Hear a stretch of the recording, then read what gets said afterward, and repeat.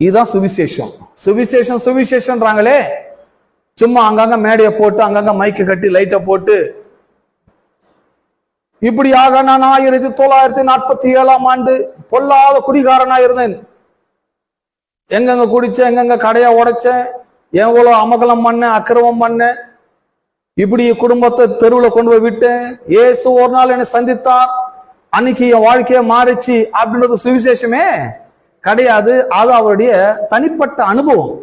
அது அவருடைய தனிப்பட்ட அனுபவம், லைஃப் எக்ஸ்பீரியன்ஸ், அல்லது அவருடைய தனிப்பட்ட வாழ்க்கை முறைமை, அவருடைய தனிப்பட்ட பயோகிராஃபி. அது அவருடைய பயோகிராஃபி ஒரு மனுஷன் மாற்றி அமைக்கவே முடியாது. அவருடைய வாழ்க்கை வரலாறு ஒரு ஆளை மாற்றி அமைக்கவே முடியாது.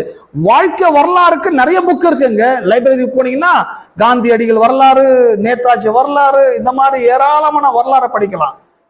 இப்படி குடிகார வரலாறு கேட்கறது அவங்க எவ்வளவு தேவலாம். ஏமேன். கடையை உடைச்சேன், வீட்டை உடைச்சேன்னு சொல்றதுக்கு இல்ல, அவங்க எவ்வளவு பெட்டர். ஆனா வரலாறுலாம் ஒரு ஆளை நிச்சயம் மாற்றவே முடியாது. வரலாறை மாற்றி அமைக்க சக்தி கிடையாது. ஆனால் ஒரு ஆளை மாற்றி அமைக்கிற சக்தி எதுக்கு இருக்குதுன்னா கல்வாரி சிலுவைக்கு இருக்கிறது, அருளாளர் இயேசுவுக்கு இருக்கிறது.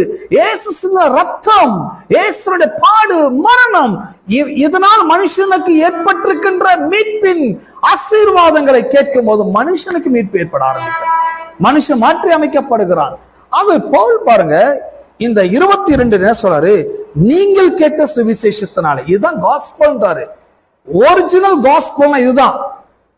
நான் சொல்றதும் பவுல் சொல்றது ஒரிஜினல் காஸ்பல், மற்றவங்க சொல்ற டூப்ளிகேட் புக் காஸ்பல். எதுவுமே அவன் சொல்றீங்க.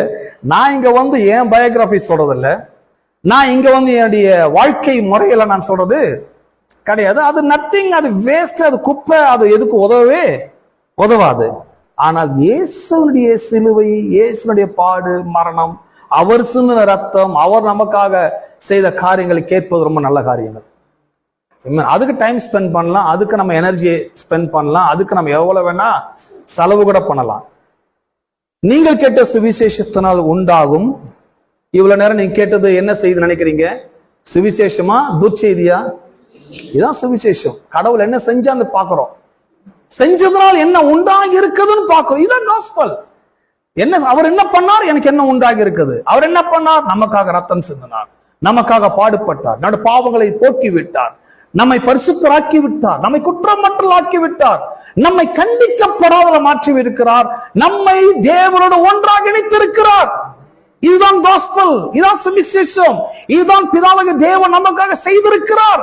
அதான் இந்த கொலோசியர் புக் வந்து 2 பார்ட்.